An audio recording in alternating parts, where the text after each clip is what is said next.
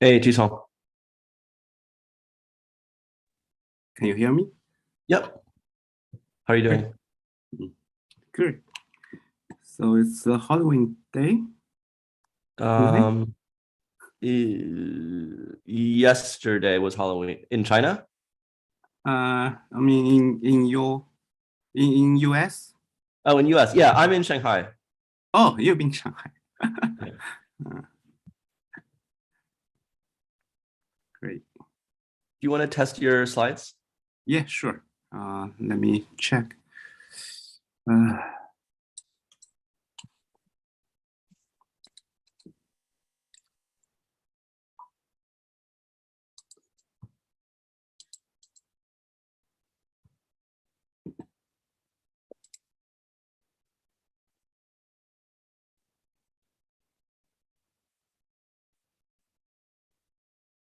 does it work? Yeah, looks good. Looks good. Yep. That's nice. Oh, hi, Aaron. Hi, E. Hi. Sorry, somehow my video doesn't show up. Let me quit and rejoin again. Okay.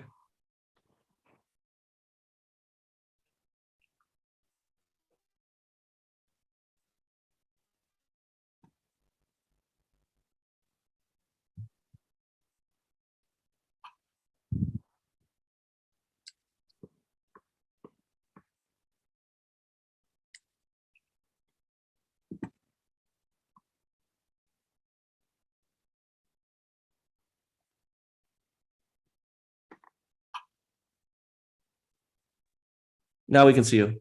Okay, cool.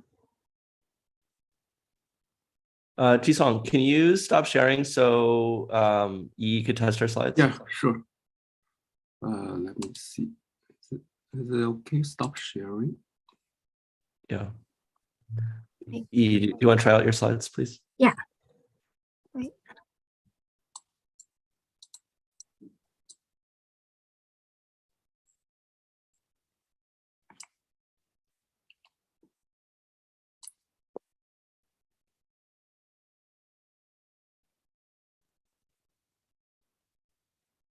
Okay, can you see it? Great. Yes. Try the slideshow Yeah, mode. now I'm playing. Oh, okay. No, so really? Wait. There you go. Yeah. Yep. Okay. Yeah. Am I the first? Yes, please.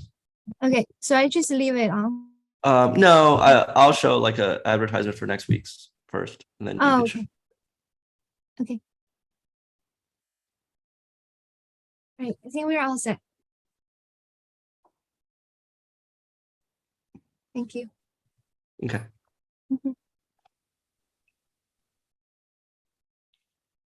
How's everything going?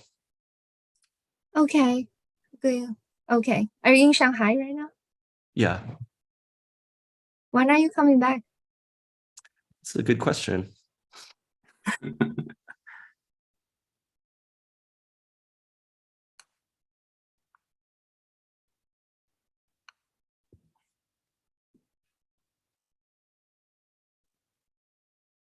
I have a Cold Spring Harbor meeting to go to in end of November, and then I have Where? teaching in New York, and then I have teaching at Stanford in January. So Oh, so you're going back and forth. yeah, less back and forth because it's hard to travel back and forth a lot. Yeah. But that's in general, that's the plan. Cool. Are you going to have an SFN? No, I can't. I don't think anyone in China can go. What do you mean they're not allowed to go or they don't want to? Yeah, I don't know. Jisong, you can't go, right?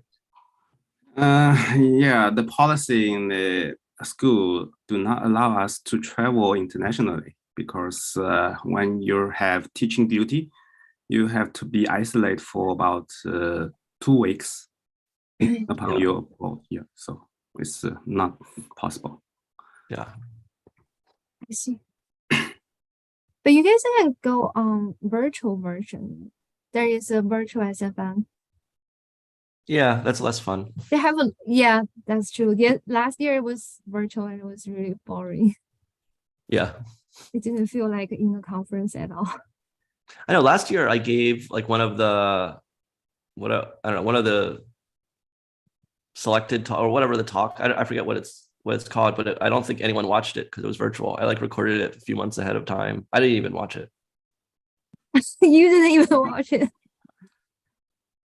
Yeah. Hi, Zilong. Hi. Hi, Nice to see you again. nice to see you Hi. again. Yeah. Oh, wow. How you doing, Yi? Oh, there. I'm doing Hello. okay. You will see. Right. It's hard to start a lab during pandemic. Uh-huh. Okay. Yeah, everything is hard. We try to survive.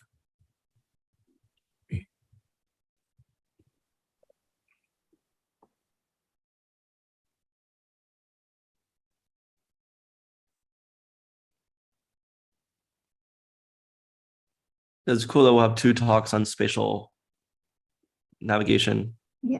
hippocampus stuff. Yeah.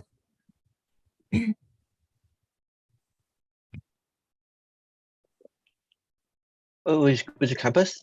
You're right now, Yi. Me? I'm at home. Yeah. Oh, I mean, which campus in your lab? Oh, which campus? I'm in Uh-huh. Bethesda, the main campus. Oh, okay. Very sure. Great. I'm in building Mhm. 35 with all the other neuroscience. Yeah. I heard It's pretty like fun. a lot of building coding system. Yeah.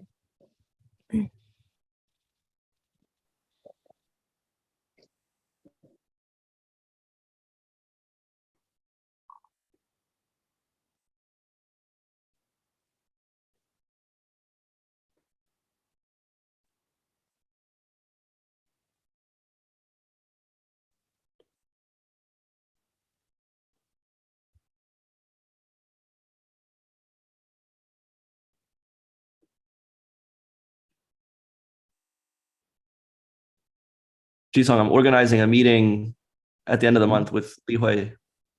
Oh, great. Yeah. Where's the meeting? In Cold Spring Harbor, Cold Spring Harbor. Oh, so what's that for? neurodegenerative disease. Oh, neurodegenerative And disease. therapies, right? It's the most Yeah, important therapeutic. thing for. Yeah. Mm. Yeah. And then we're also organizing another neurodegenerative disease meeting, a keystone Mhm. meeting in May Mhm. Next year. next year. Great. I saw the trial with 40 hertz going on pretty well, right? The clinical trial.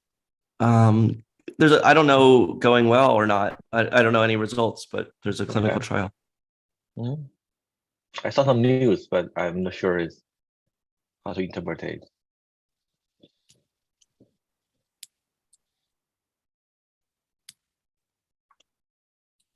Yeah, it seems if that could work, it could be a lot easier than normal drug discovery. Yeah, it's, the new antibody drug doesn't work well, right? From Which one? Eisai something. There's a new antibody drug for Alzheimer's. They said it from works. Eisai. Yeah, Okay. they said it works slightly. Okay.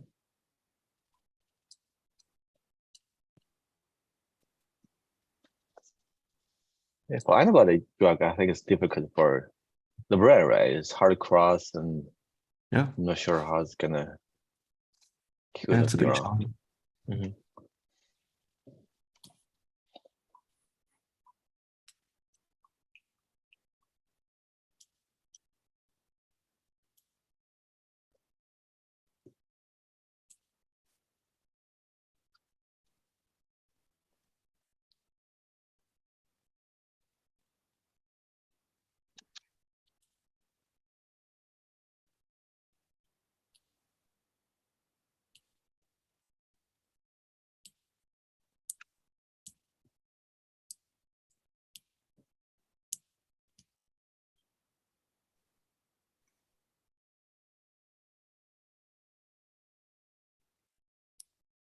So when do you have your review coming up, E?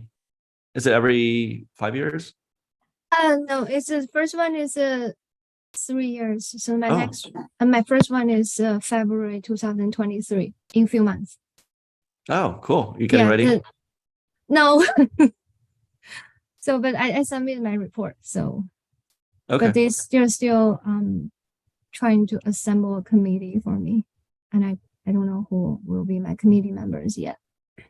It's And an the external? next one is external plus internal. So there are like 2 reviewers from outside and 2 like few reviewers from inside NIH.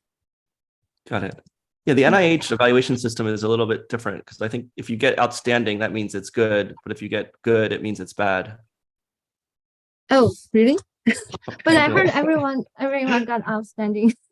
Oh, like- okay. well, the people that are still there. Yes, that's true. I was about to say that. That's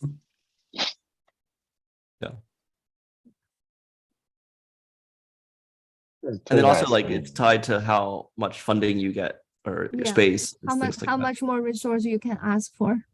Yeah, So it's very important, just like you guys applying for funding. yeah. Yeah. It's like 3 years, like midterm, right? It's not. Yeah, it's midterm, and the it's- next one is after 3 more years, and then 10.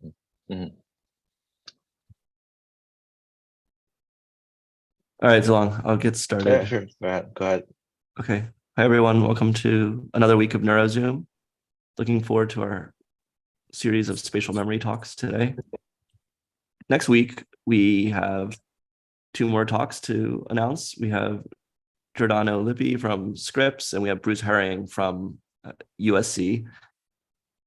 Next week in Asia, it'll be at 9 a.m. So we'll have 1 extra hour to sleep in. So just as a reminder, because of daylight saving time, it doesn't change at all in America, but in Asia, it'll be 1 hour later. So set your clocks accordingly, and looking forward to seeing everyone. Please let us know if you want to talk about your research, or if you have colleagues who you think would give a great talk. We're looking for speakers.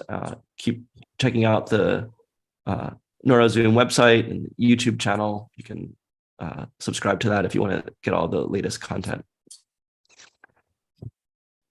Okay, so now it's a great pleasure to introduce our first speaker, Dr. Yi Gu.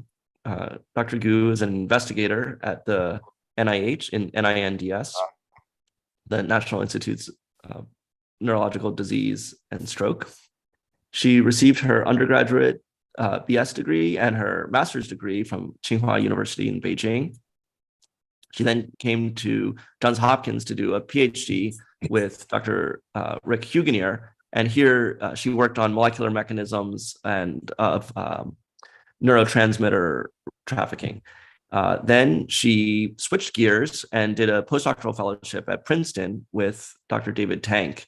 And here she did really cutting edge technology and investigations into spatial navigation. She used in vivo calcium imaging. She used VR, for technically challenging, and she made really important insights in an important paper she published during her postdoc in Cell. She discovered that in a way similar, but similar to sensory circuits like the visual cortex or auditory cortex or somatosensory cortex that are organized in an anatomical way.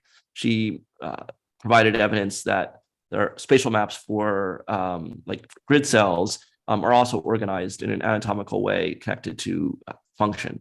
So this very exciting discovery launched her into her own independent lab, and she's been at NINDS for about 3 years, and she'll tell us the latest things that she's doing in her laboratory.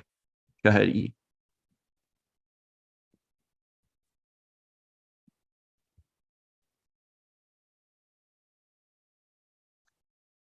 So you just need to unmute. Oh, I just did. My computer Great. just froze. Oh. Okay.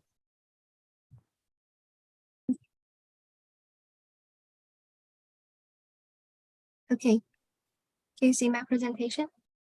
Yeah, so can you start the slideshow?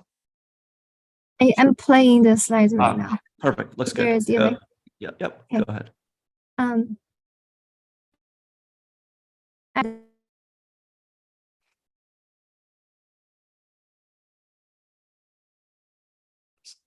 So it seems like maybe your internet connection's not so good. Or now you're muted and you're not sharing. Okay, what about now? Now it's good. Can you see me? Yep. Can you see the slide? Okay. Yep. Yeah, thank you everyone. I'm glad to have this opportunity to tell you about the work from my new lab. So as you can see from this picture and also my title, today we're going to talk about spatial memory. As you can see, similar to this situation in this picture here, among people around us, there are always someone with very good sense of spatial directions. And there are also other people like me, never know where we are and always get lost. And today we're going to talk about the neural mechanism behind this problem.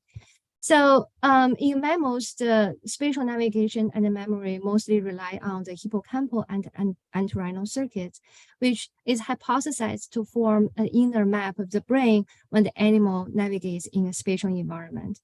And the dysfunction of these circuits is closely related to spatial cognition decline in neurological disorders, such as in Alzheimer's disease, epilepsy, and schizophrenia.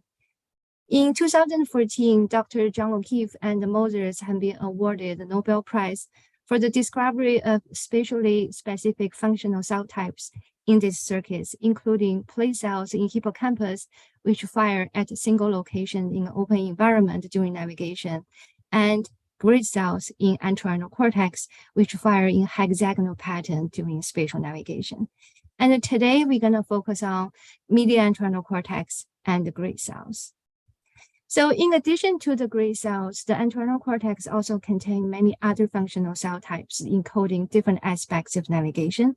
So including the head direction, speed, border, and also the object within an environment. And in addition to that, during spatial navigation in virtual reality, we have also identified cue cells that are specifically active around salient visual cues during navigation. So all these different cell types are hypothesized to form a cognitive map to guide spatial navigation. However, how do they work together to guide and support spatial memory is unclear. So far, the study on the entorhinal cortex during spatial learning and memory is very few, largely due to the limitation of electrophysiology in long-term tracking of neural activity precisely. So for example, there is a study showing that when the animal is exposed to a normal environment, the grid cells show an expansion of the spacing between the grid fields. And this grid field expansion decays with experience of 5 to 7 days in the same environment. However, this study has only been done relying on tracking of around 10 cells for 5 to 7 days. Although this result is very interesting and promising. And there are also other studies showing that when the animal is highly familiar with the environment, the grid cell activity, the cell activity of the same grid cell can stay very spatially consistent if an experimenter recording the same cell in the morning and in the afternoon with 6-hour differences. And this study has been done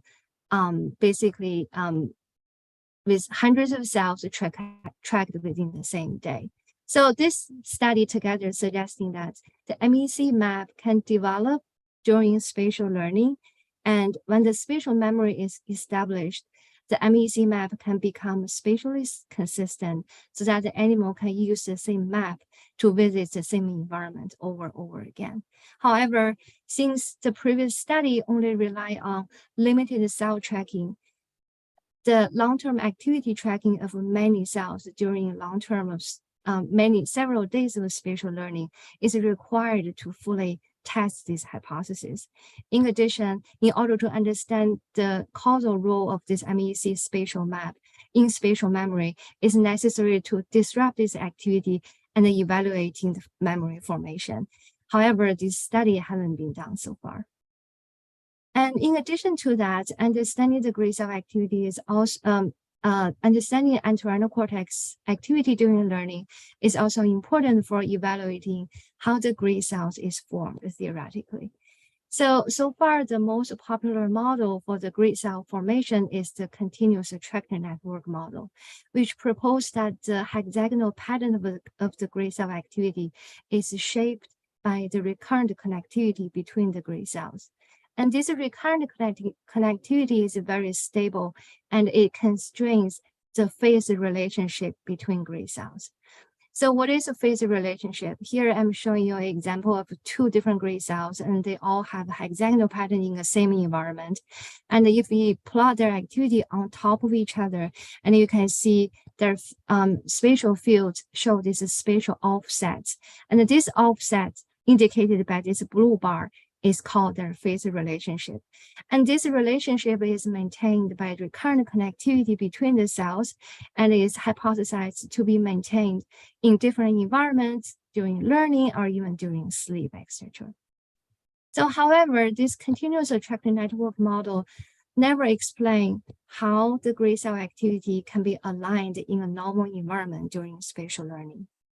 To solve this alignment issue, there are additional models introducing synaptic plasticity to the grid cell network.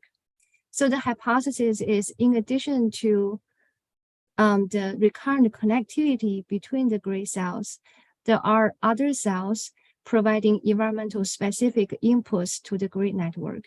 And these inputs can drive the synaptic plasticity so that the grid cell activity pattern during learning can gradually shape and gradually shift and anchor to the environment during learning. And meanwhile, the phase relationship between grid cells within the same environment can be still stably maintained by the recurrent connectivity between the grid cells. So while this model makes a lot of sense, the experimental evidence supporting this entire model is still missing.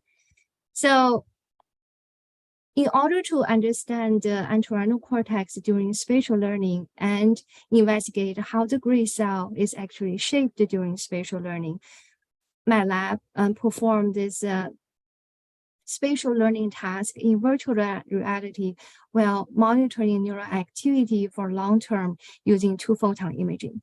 So virtual reality setup can allow consistent delivery of the same spatial environment, facilitating spatial learning related study. And 2-photon imaging allowed us to precisely track neural activity of large number of cells in the entorhinal cortex for long term. So here is our task. So we have the animal first trained in a virtual environment. And so this is a one-dimensional linear track. The environmental cues and the water rewards were delivered at the same location of the track. And when the animal reaches the end of the track, it will be teleported back to the beginning so that the animal can repetitively explore the same environment in one direction over and over again. So that when the animal was familiar with this first environment, and they were switched to the normal environment and start their 10 days spatial learning in a normal environment in which the spatial cues and water rewards are rearranged, and the cues also look different from the ones in the familiar environment. And our imaging were performed in the last day in the familiar environment we call day 0, plus the 10 days in the normal environment. So let's first look at the animal's behavior. So here I'm showing you the animal's track location and reward delivery indicated by the blue dots, and the licking of the animal indicated by the red dots here. So as you can see in the first row, we are showing the animal behavior in a familiar environment. You can see this animal runs through 3 laps. And when the animal is very familiar with the environment, they gradually develop this predictive slowing and licking, indicating the anticipation of the learned reward location. And next, in the second row, when the animal was switched to a normal environment on day 1, without knowing where the reward is, the animal licked everywhere on the track and without specific slowing before the reward location. And again, on day 4, the animal learned the reward location and they started to show this predictive slowing and the licking again based on experience. So based on this behavior, we were able to assign 15 mice into relatively as a relatively good performers and poor performers. So the good performers perform significantly better in terms of predictive slowing and predictive leaking than the poor performers. Here you can see they have a high predictive slowing and leaking in familiar environment, and this parameter dropped on day 1 in normal environment and increased slowly with experience, whereas the bad performers stay very low across both environments. Then we want to understand what is the neural mechanism underlying these different performances between the two performer groups. We focus on the activity of the cells that are persistently active across these 11 days. So here we put all the cell activity to this population activity matrix. So in the first row, so you can see all the cell activity are from day 0 to day 10 are sorted according to their activity on the track on day 0 in familiar environment. And the order of the cell in this spatial activity matrix is determined based on the location of their highest firing peak along the track. So you can see that, so these cells are forming a diagonal line based on this sorting mechanism. And then the second row, all the cells activities are sorted based on the activity on day 1. And in the last row, all the cells activity were sorted based on day 10. So you can see that between the day 0 and the day 1, the cell activities are very different, reflected by the disappearing of this diagonal line on day 1. So this indicating a remapping between the familiar and the novel environment. And across learning, there is some similarity between the cell activity across the entire 10 days. And here is the similar activity matrices for the poor performers. To quantify these differences and the similarity, we calculate the correlation between these population activity matrices on adjacent days. And interestingly, we find that in addition to the global remapping in both poor and good performers, during learning, the good performers show this gradually increased activity similarity between the activity matrices on adjacent days. And this similarity gradually increase and stabilize, whereas the poor performer keeps having very low consistency and then it never improve, suggesting that the good performer neural activity became more and more similar during learning. And then we ask what kind of spatial map the MEC acquired during learning. So to do this, we look at the distribution of spatial field before and after learning. So here is an example showing you what is a spatial field. So I'm showing you an activity of one cell, and the top heat plot is a run-by-run activity of that cell. And you can see these cells consistently fire at the multiple locations around the track, and which were highlighted in red. And those locations are called spatial fields that are having higher neural activity compared to random. So then to understand the spatial map across the entire MEC, we grab all the cells and we add up all the distribution of their spatial fields all together, and we compare the difference of the spatial field distribution before and after learning. And here is what we get. So above this 0 dash line, meaning that the animal gain more spatial field during learning, and below the dash line means the animal lose spatial fields. So here we can see that very interestingly, the good performer gain more spatial fields during spatial learning, and the fields accumulate around salient cues and as well as right before the cues, right before the reward location, suggesting that this important activity may be related to the reward prediction during navigation. Whereas on the other hand, you see these poor performers, in general, they lost the field. There was no special activity pattern during learning, suggesting that the poor performers have worse spatial encoding after all during learning. So next, we would like to look at the intraday activity consistency for the same cell that tracked across the 11 days. Here is an example of a single cell being tracked from day 0 to day 10. And I think you can, I hope you can appreciate that this cell in the familiar environment show consistent spatial activity at several locations of the track. And when we switch this animal to a normal environment, all the spatial activity consistency suddenly decreased, and it gradually increased during learning. Whereas in the poor performer cell, the cells stay spatially inconsistent across the entire 11 days. And this is also reflected in our quantification shown here. So basically, in general, so far we have shown you that the MEC spatial map in the good performers is more spatially consistent compared to the poor performers. So next, we want to specifically look at gray cells. So as we mentioned before that, it was hypothesized that the synaptic plasticity and the recurrent connectivity can both contribute to the gray cell formation during spatial learning. And if the synaptic plasticity indeed exists, and we expect to see changed spatial activity of gray cells during learning, and this activity should be stabilized when memory is formed. And in addition, we would also like to investigate the cells that are potentially providing environmental specific inputs to the gray cell network. So if these cells indeed drive the plasticity in the gray cell network, then we hypothesize that these cells should be sensitive to environmental change, and they should also be stably encoding environmental features during learning so that they can provide repetitive and consistent inputs to the grid network to drive the change of synaptic weights on the grid cells to change the grid cell activity.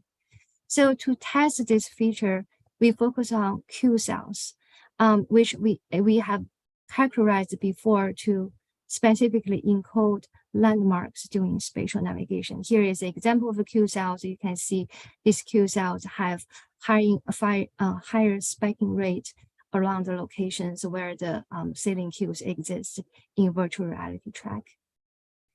So on the other hand, if we would like to see whether recurrent connectivity exists, then we expect to see the gray cell phase relationship remain stable during the learning. So in the next few slides, we're going to show you evidence supporting these two aspects. So first, let's look at the synaptic plasticity. So here we are looking at the gray cell population activity, and this is the same population activity matrices you saw before. So similar to all the cells, again, we observe this significant remapping between familiar and the normal environment in the gray cell population. And also we observe the increased activity consistency of gray cell population between adjacent days during learning, and it eventually stabilized in the last few days. Whereas the poor performers, similar to all cells, stay very low in terms of the consistency. And interestingly, when we look at the Q cells, we find that the Q cells activity quickly switched between familiar and normal environments. So here, those individual red arrows are indicating the location of the spatial cues in each environment. So this is the cues in the familiar environment. I hope you can see that this heat color aligned with this familiar environment cues. And as soon as the animal is switched to a normal environment, the Q cells turn the pattern to align with the activity in the align with the cues in the normal environment. And no matter how we sort their activity stay the same. And here is also reflected in our quantification that the Q cell activity maintain very stable across learning.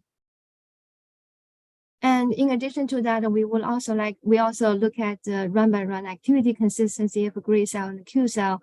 Here are two examples of one gray cells in the good performers and one Q cells in the good performers.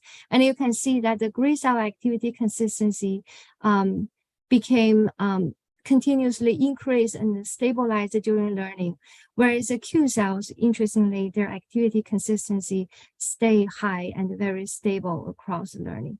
Here is our quantification, and this gradually changed and then stabilization of the gray cell activity, as well as this sudden switch of the Q cell activity pattern in normal environment and stably encoding of cues during learning is consistent with our hypothesis that the gray cell activity can be changed based on a synaptic plasticity-based mechanism, and the Q cells is likely involved in providing the environmental specific inputs to the gray cell network. And I think you also notice that overall the poor performers still have low activity consistency in gray cell activity as well as their Q cell activity. So we think that maybe the low activity consistency in poor performers is partly due to the inconsistent environmental Q encoding provided by the Q cells. So here we talk about the synaptic plasticity, and the next let's look at the recurrent connectivity between the gray cells. So we would like to test whether the gray cell phase relationship maintain the same. So to simplify this analysis, we use a temporal activity correlation to infer the gray cell phase relationship. It has been shown that the gray cells with very small phase differences normally have high correlation in their temporal activity, whereas the gray cells with a large phase differences has very low pairwise temporal correlation. So as you can imagine that if you have two gray cells, no matter how their spatial tuning pattern change during learning, if their activity if their phase relationship maintain, their temporal activity correlation should stay the same between adjacent days. And here is the same case for the gray cells with large phase differences. They should all fall on this diagonal line. And here is what we see. So in the good performers, here is just an example of the pairwise correlation of their temporal activity on day 4 and day 5. And you can see this correlation, although it's noisy, but it aggregates around the diagonal line and show high day correlation. So here, then we look at this day correlation of gray cell temporal correlation across days, and we find that the good performers show this significantly high correlation across days, and this difference is significantly higher than the random shuffle, indicating that the gray cell phase relationship maintains the same during spatial learning. On the other hand, you see these poor performers, although they also maintain relatively stable phase relationship, but is less stable comparing to the good performers. So overall, I hope I convince you that the neuroactivity changes were observed in the medial and ventral cortex during spatial learning.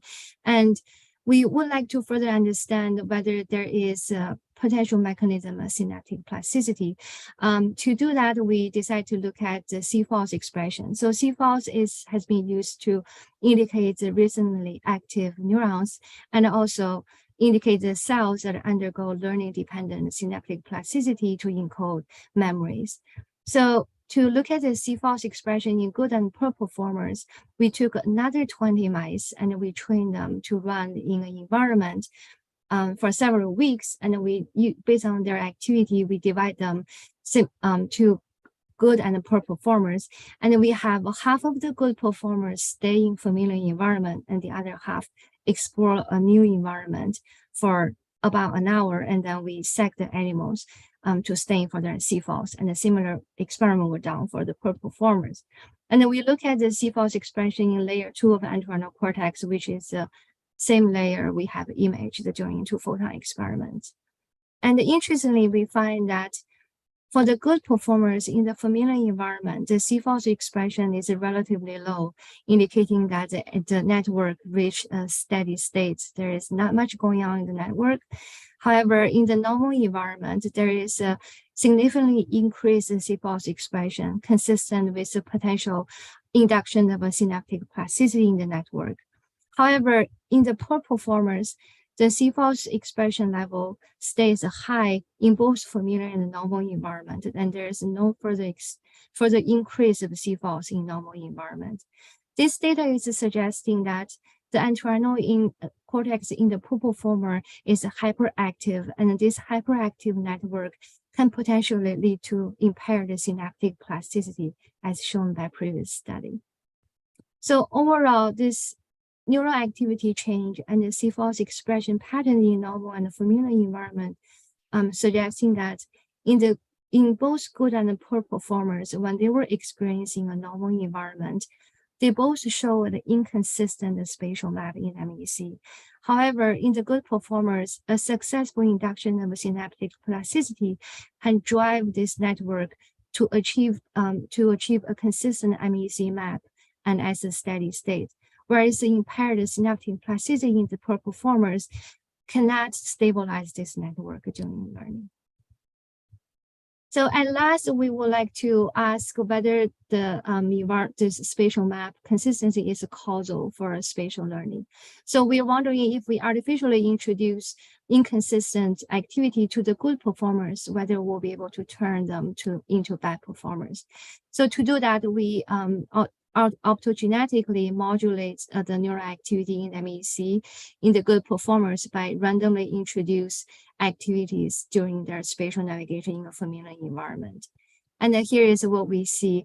So as a result, we see in the GFP control, the animal could show normal predictive leaking and slowing upon stimulation, whereas the CHR2 expressing good performers start to leak and slow down in other locations where there were no rewards, indicating that disruption, this consistency of the MEC map is interfered with their spatial memory in the environment. So overall, in this work, we have shown you that during successful spatial learning, there is a successful induction of a synaptic plasticity can drive spatially consistent spatial map developed during in the MEC, and the spatial map can encode the salient cues and reward in the environment. Whereas in the poor performers, the hyperactive MEC fail to have proper synaptic plasticity, so that the MEC network cannot reach a consistent map during learning. And this impaired synaptic plasticity in hyperactive MEC network has also been observed in many neurological disorders such as Alzheimer's disease, epilepsy, and schizophrenia, suggesting that this could be the potential mechanism underlying the declined spatial cognition in these disorders. And in this study, we also show that the consistent attractor network model is unlikely the only model for the gray cell formation. Instead, we propose that a model consisting synaptic plasticity and a stable recurrent connectivity will better explain the formation of a gray cell in the MEC in a normal environment. So with this, I would like to thank everyone in my lab and my talented postdoc, Taylor Malone and Nai Wentian, did most of the work. And I would also like to thank my collaborator at NIH, George Gorner's lab at NIH and the machine shop, and my funding resource. And thank you. And if you're interested in joining us, just contact me directly. Thank you. Thanks, Yi. Great talk. Open for questions.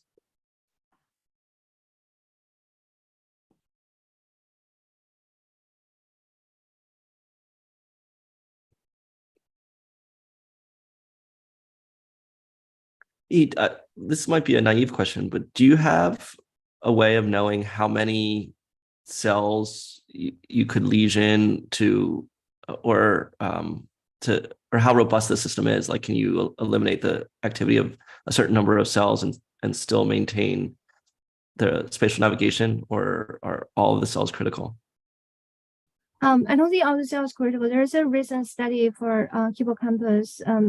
People were able to modulate only like 20 to 30 cells, and they were able to drive the animal to lake at the different locations along the virtual navigation. I think if the activity is robust enough, just like tens of cells may be enough to change the behavior. Got it. I have a quick question for the spatial memory thought you have related to the Alzheimer's disease. So is there an interesting opposite connection with autism kids? Sometimes I feel the autistic kids has a good spatial memory. But still we observe some abnormal elevated neural activity in the cortex. So it'll be interesting for you to look at sometime in the autism mouse model, the spatial memory circuitry in MAC to see somehow is there abnormal neural activity related to that. That's a very interesting idea. Yeah, common. that's good. I think Right. the spatial memory is less studied, like MEC is less studied in autism disease model. We run into a lot of autism kids and they have a pretty good spatial memory. So I don't know what happened to that. Yeah. Maybe it's interesting to look at it. Yeah, that will be interesting topic to look at. Hi, Dr. Cook. I have two short questions. Yes. So first one is whether these consistent or inconsistent map could happen in other brain regions involving spatial memory regulation. The other thing is how do you think the increased activity of MEC these poor memory mice? Thank you. So sorry, can you repeat the first question, please? Whether these you said you call that inconsistent or consistent map could happen in other brain regions involved in spatial memory regulation. So the inconsistent map is, in terms of spatial memory, people have observed that in hippocampus, when the animal lost their attention to the spatial task, the animal also show inconsistent neural activity compared to the animal that was very engaged to the task. And in motor cortex, people also observe consistent activity developed during motor learning. So I think it could be something general for memory encoding. And secondly, you said why high neural activity will have, in slice experiments show that if you have an increased neural baseline activity, sometimes it can facilitate the induction of IOTP. But I think there are also additional studies using like a disease model and showing if you have a too much baseline activity, so it's just running out of the capacity to further increase the activity for doing LTP. So it's possible that the hyperactivity will actually prevent the synaptic plasticity from happening. Okay, thank you. Yeah. All right. Great. Thanks so much, Yi. Thank you. And Zhuang, you're up to introduce. Okay. Sure. Great. Okay, it's my great pleasure to introduce my colleague in Shanghai, is Professor Jisong Guan. So Jisong has graduated from Nanking University, has his bachelor degree in biology. After college, he went to ION, worked with Professor Zhang Xu, because somatosensory system circuitry in circuitry. And in the PhD, he has published a first source of cell paper in ION. Back then, it was an amazing paper. After PhD, Jisong went to Picard Center, worked with Professor Li Huicai, where he has amazing discovery of epigenetic regulation histone deacidus, a role in Alzheimer's disease. From then, Jisong had developed a long-term interest in memory circuitry in the brain. So after postdoc, Jisong first started his own lab in Tsinghua University, and then he moved to ShanghaiTech a few years ago. He continues to make a lot of interesting discovery in memory circuitry related to autism genetic mutations. So today he will talk about the latest discovery in his own lab. It's a very interesting topic. So what happened to the spatial memory when in the hippocampal lesion mice, somewhere in the neocortex? Okay, so welcome, Jisong. Take it away. Okay, thank you for the kind introduction. Here, I would like to share some our recent results to you, and let's see. So my lab is always interested in the coding of the memory in neocortex. We want to see how and where the memory is stored in cortex and how it's modulated within local circuit and how it's modulated by molecular mechanisms. So the basic question about memory is where the memory is stored. For about 1 century, people always think that hippocampus is the main location that process memory information. And we also know that synapse plasticity, such as LTP and STDP, could convert the sensory information into neural activity, and the synapse will store the information where the memory could be treated as the biosubstrate in the synapse. Well, if we really want to know how the memory is formed, we need to know where the memory, a specific memory, is stored in the brain.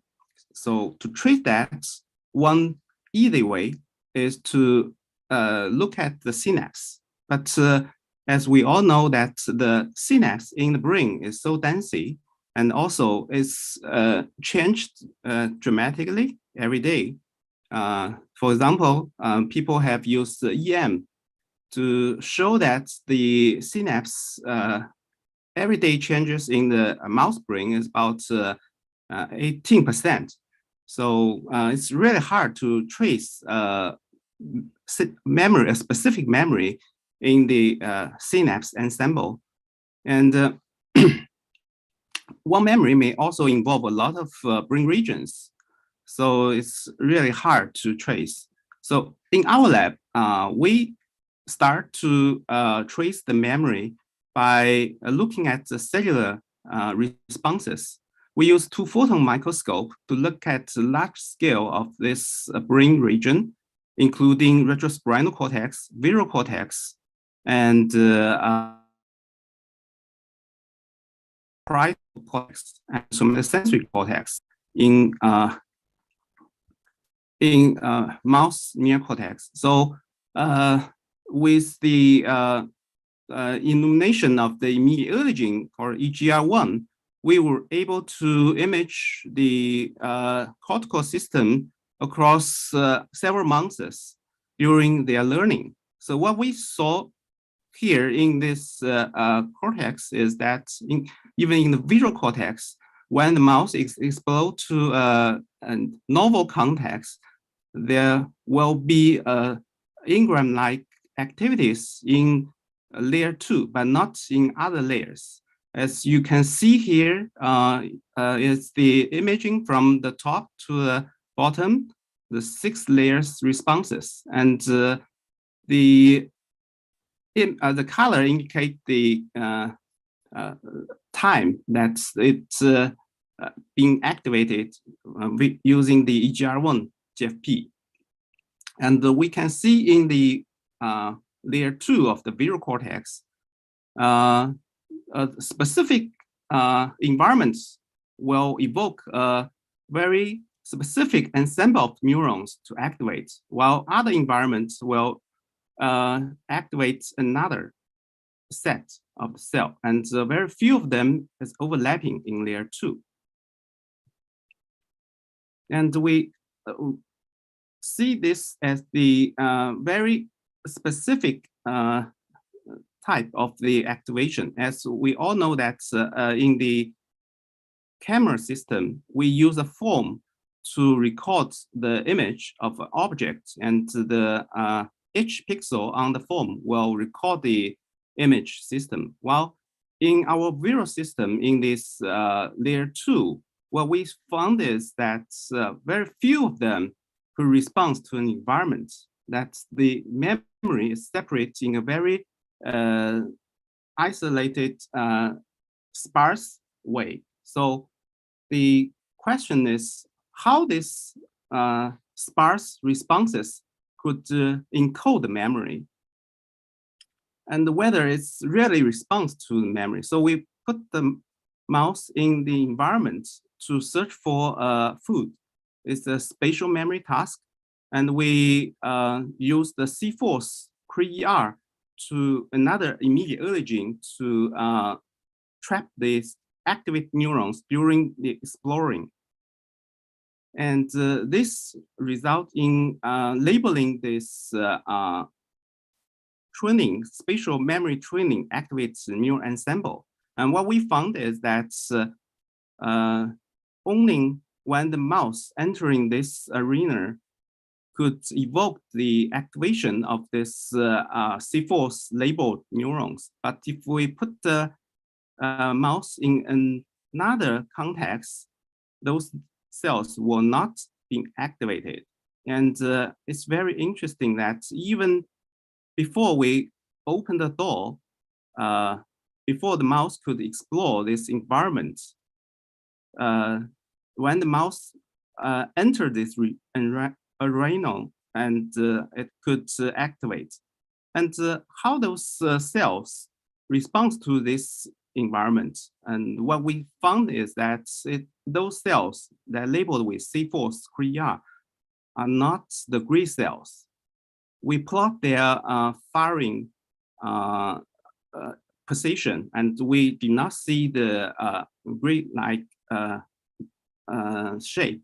And what we found is that it actually responds to the visual cues in the arena and to a very specific position.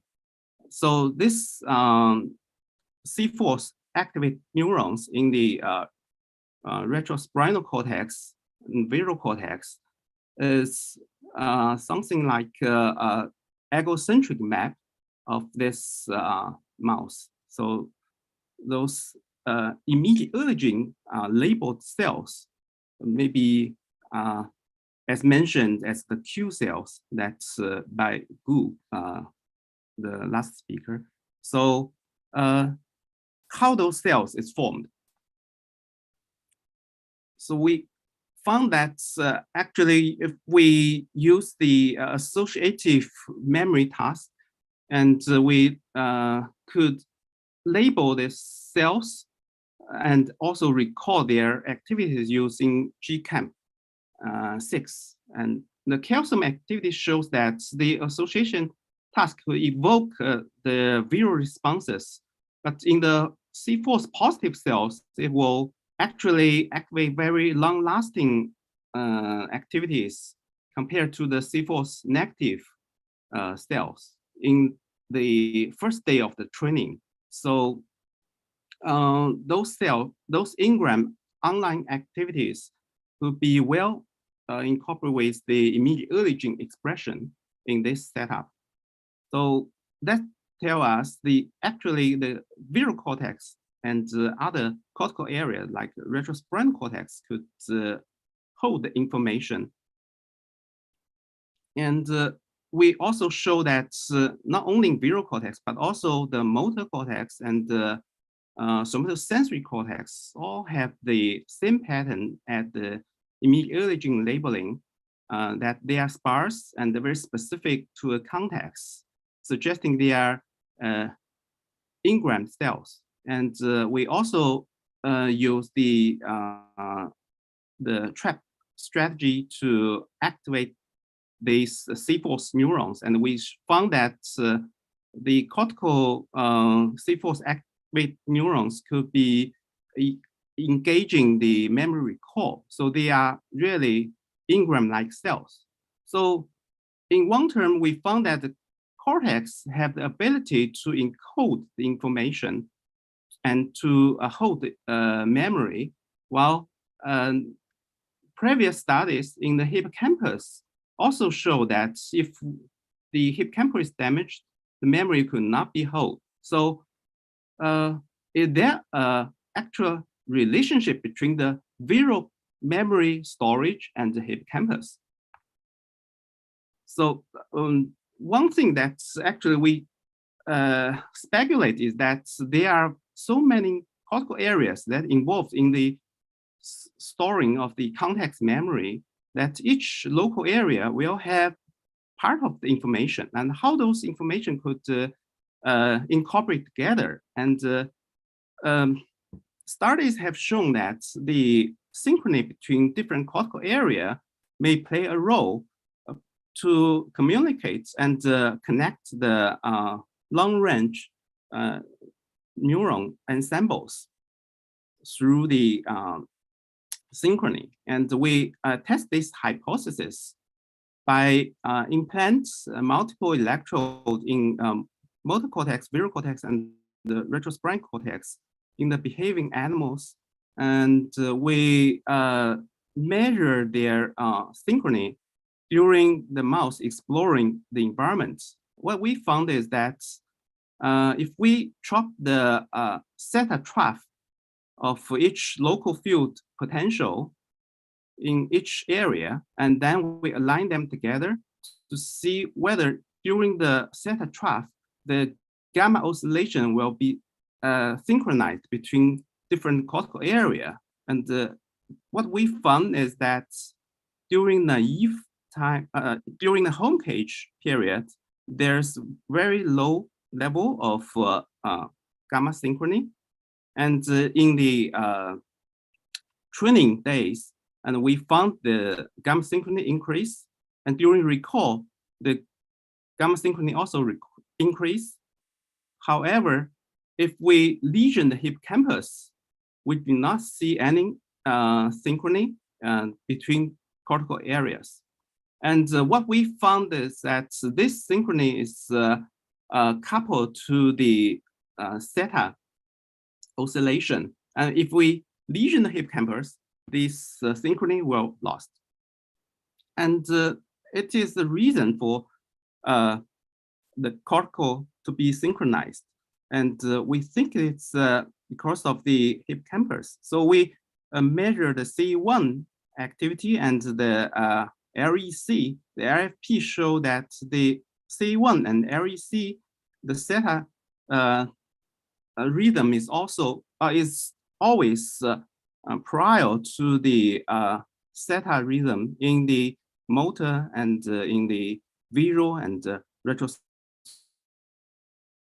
So it's the hippocampal activity is leading the cortical theta oscillation. And also this, we found a projection from the lateral entorhinal cortex, which received the activity from hippocampus, and it will project to the layer 2 of widespread cortical areas.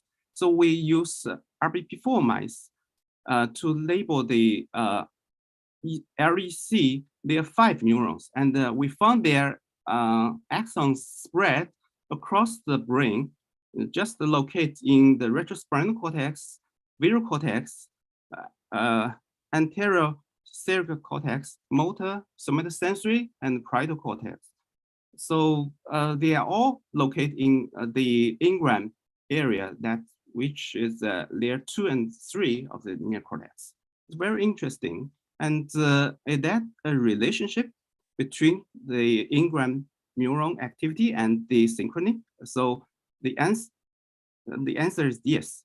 What we found is when the mouse is exploring the trunk area, the this top trace show their calcium activities, and we found each peak of the calcium activities is related to this increase of the long-range synchrony, gamma synchrony, and this only occur in this environment. But if we put the mouse in the home cage, they will not have this calcium activity relationship with the cross-regional synchrony.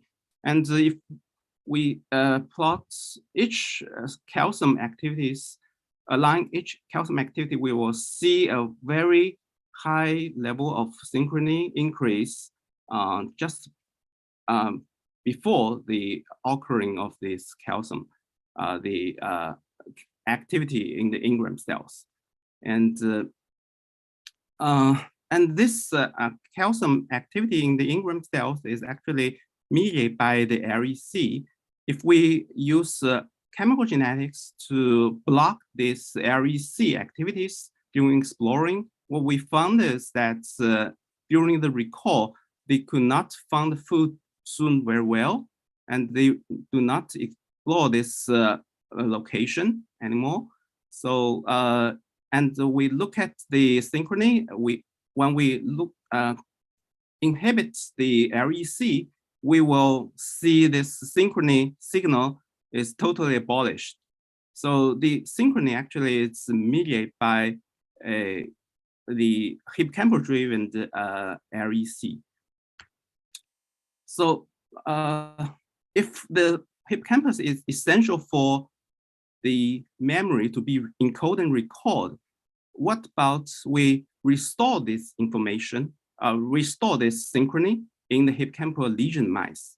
So to test this possibility, we inject the channel rhodopsin in the REC and use the chemical genetic to stimulate this the terminal of the REC fiber in the neocortex. What we found is that once we give the activities, they will show RFP, there's a trough. And then the local synchrony of this different cortical areas, synchrony will increase after that.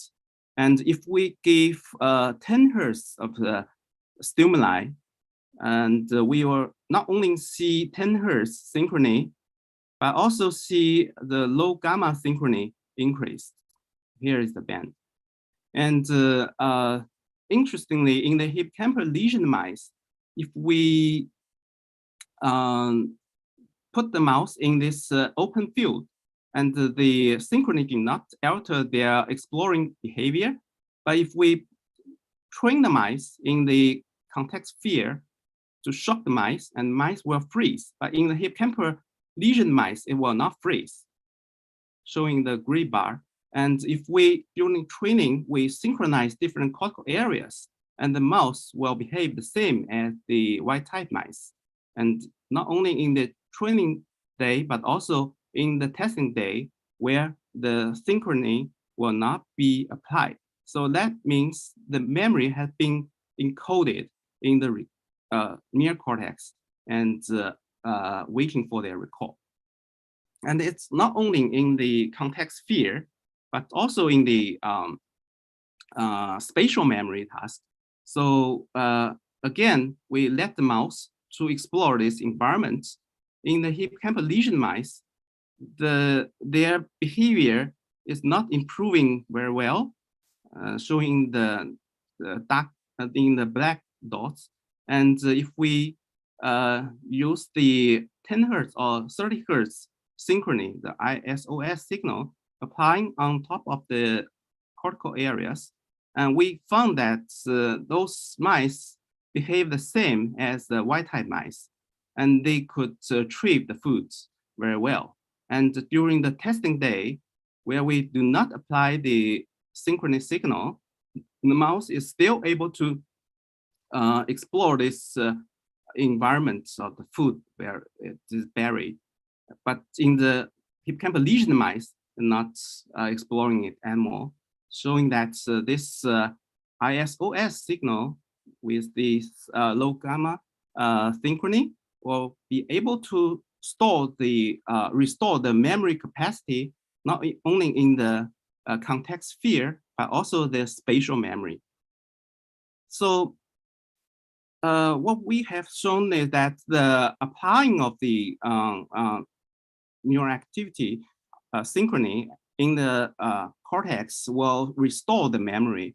So that's possible that only activating those cortex will be able to restore this memory. So we do the control experiment by applying unsynchronized stimuli on the top of the neocortex. And what we found is that in two groups of hippocampal lesion mice, only the synchronized activation of the neocortex is able to restore their ability to retrieve the food.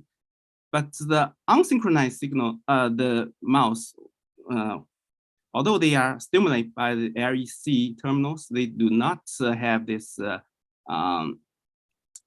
restore, and they will not explore this food zone in the test trial.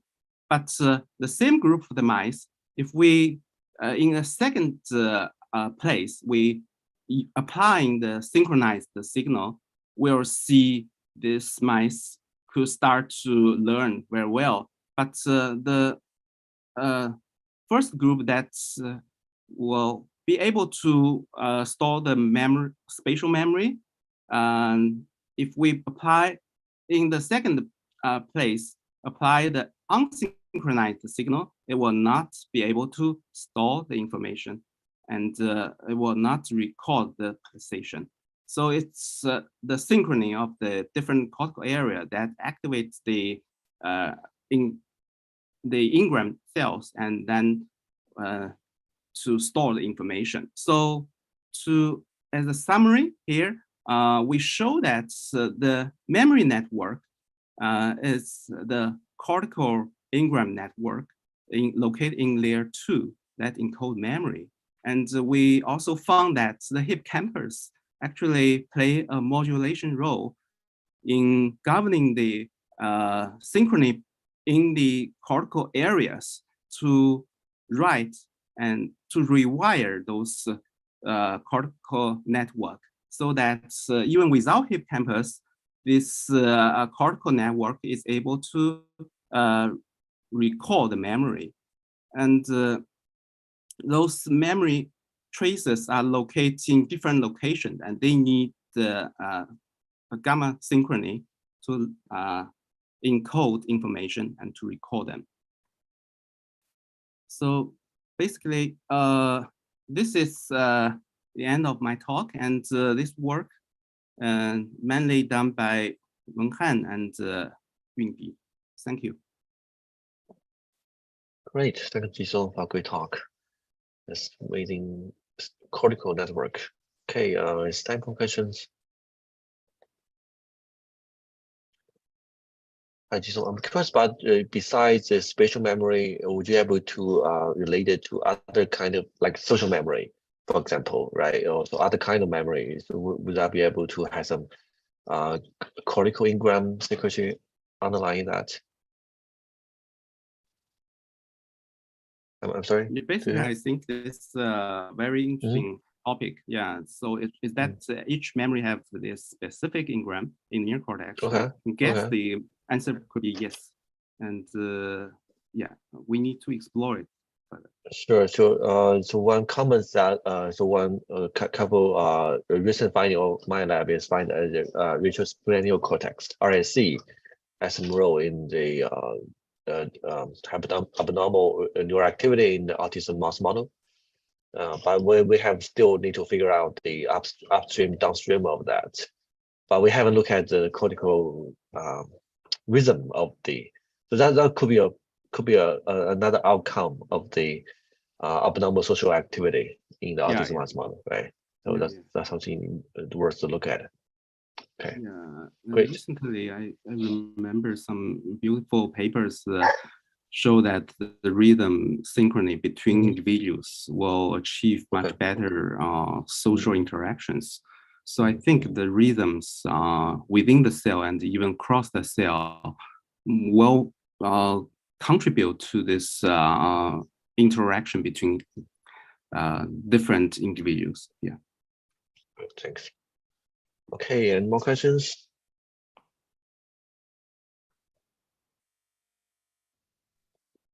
Hi, Dr. Guan. I have two simple questions. The first one is, I will assume that every cortical cells may have the capacity to store memories, but your data suggests maybe layer 2 neurons. Layer 2 neurons are very specific in this memory encoding. So is there any unique features of the layer 2 neurons in the neocortex? Yeah, if you notice that the cortex always have the lamina structure, so layer 2s have distinct inputs and outputs comparing to other layers.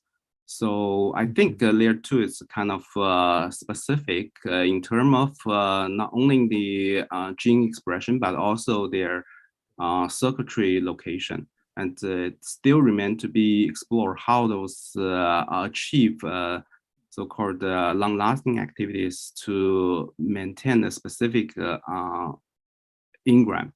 Yeah. Thank you for your question. I see. Yeah.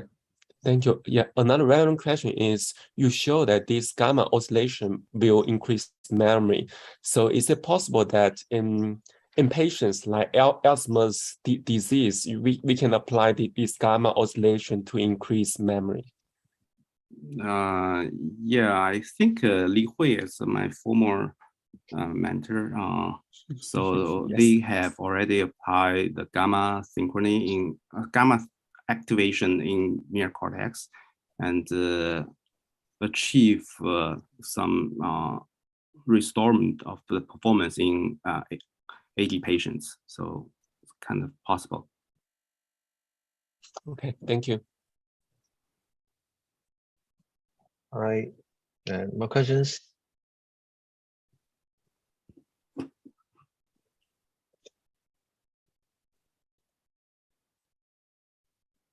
Okay. Right. Is no more questions? Thank you, Jisung was great talk today. Okay, thank you. Great, thanks. Thanks. Thanks, Jisung, thanks for great talks today. Thank you Thank very you. much. Thank you. Yeah, good luck with the midterm review.